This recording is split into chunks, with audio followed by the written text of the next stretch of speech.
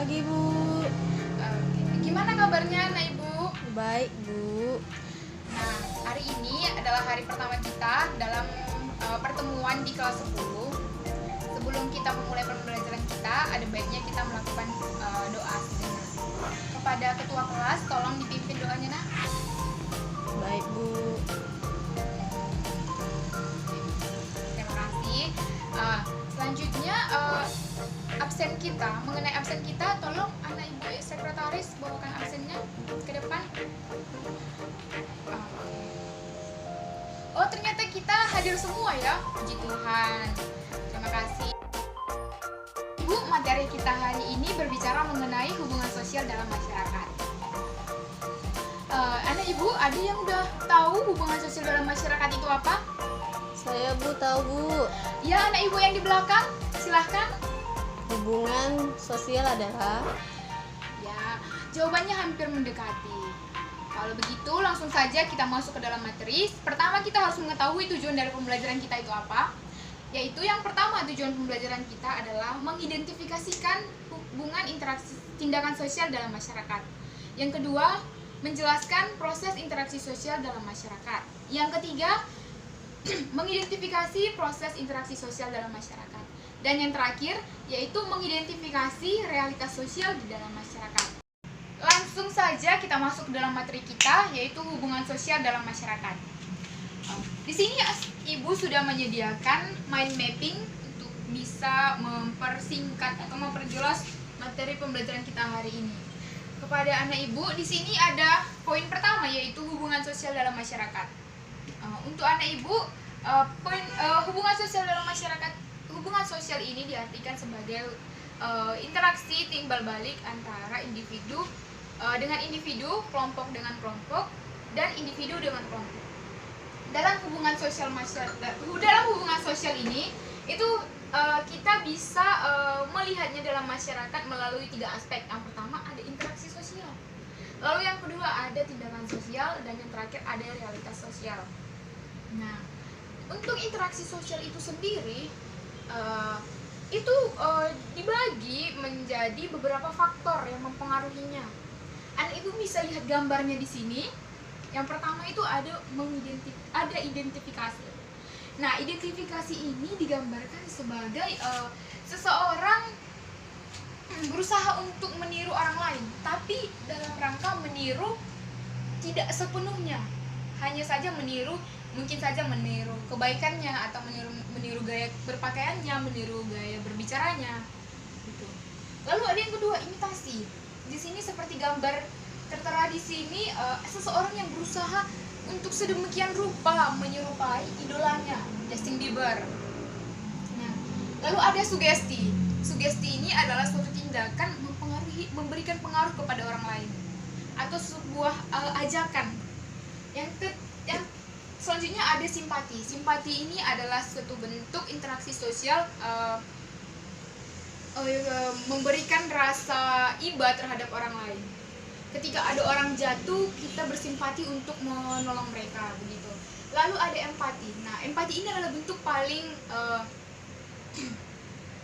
paling dalam dari interaksi sosial, di mana empati ini adalah suatu tindakan rasa ingin membantu orang lain dari dalam hati. Lalu yang terakhir ada motivasi. Motivasi ini adalah memberikan penguatan kepada orang lain. Nah, selanjutnya ada tindakan sosial.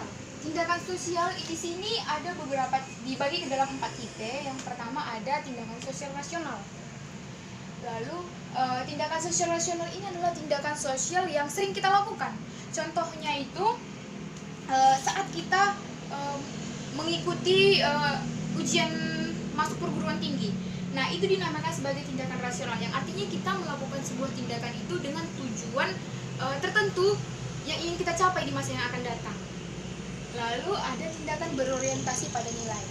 Ini adalah sebuah tindakan yang kita lakukan dari hati kita untuk sebuah nilai kemanusiaan. Lalu ada tindakan tradisional. Tindakan tradisional ini adalah tindakan yang sudah membudaya dalam suatu masyarakat. Contohnya mudik. Itu adalah sebuah tindakan tradisional. Lalu ada tindakan afektif. tindakan afektif ini adalah tindakan yang dilakukan atas dasar kasih sayang. Contohnya tindakan tindakan rasa sayang seorang ibu kepada anaknya. Nah, yang terakhir adalah realitas sosial. Nah, dalam realitas sosial ini itu terdapat dua aspek penting. Yang pertama ada masyarakat, lalu ada keluarga.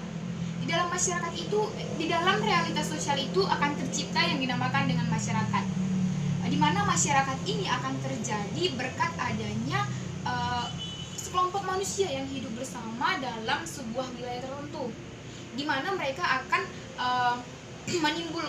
membangun nilai-nilai tertentu dalam kelompoknya yang akan berkembang menjadi adat istiadat. Lalu adanya kesamaan dalam diri setiap kelompok yang hidup bersama itu tadi. Lalu adanya aturan-aturan tertentu yang mereka tetapkan sendiri. Sedangkan keluarga itu dicirikan sebagai suatu kesatuan yang diikat oleh hubungan pernikahan. Lalu yang hidup dalam satu rumah tangga atau satu atap. Lalu yang sering berinteraksi dan berkomunikasi secara primer. Lalu yang menciptakan kebudayaan bersama. Sampai di sini materi kita, apa ada yang tidak jelas atau kurang dipahami dari materi yang Ibu jelaskan? Oh, ternyata sudah mengerti semua ya. Oke, baiklah, untuk memperdalam materi kita, Ibu akan membagi kalian ke dalam 4 kelompok. Kita ada 24 orang ya? Oh, oke. Kalau begitu tolong bantu Ibu ketua kelas untuk membagi kelas ini ke dalam 4 kelompok. Oke. Setelah dibagi, tolong setiap anggota duduk bersama dengan kelompoknya masing-masing. Terima kasih kepada anak Ibu yang sudah duduk bersama dengan anggota kelompoknya. Oke.